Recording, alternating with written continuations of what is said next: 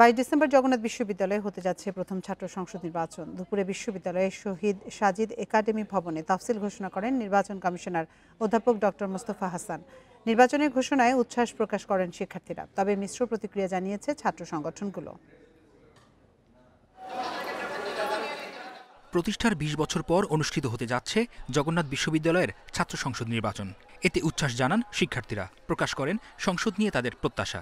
বাসের সংকট থেকে শুরু করে অনেক রকম সংকট আছে, তো আমরা মনে করি যোগসু নির্বাচনের মাধ্যমে এই সমস্যাগুলো দূর হবে।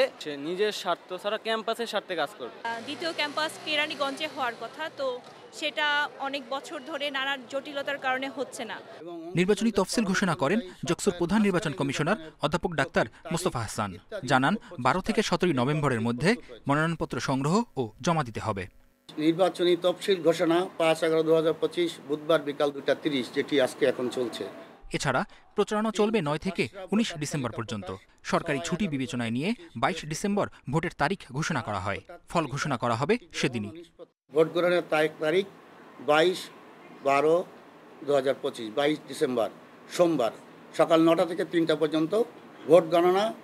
ওই দিনই যদি ভোট আগে গণনা শেষ হয় ওই দিনই তখনই শুরু করব আমরা। যদি শেষ হয় ওই দিনই তাহলে ভোট গণনা শুরু হবে।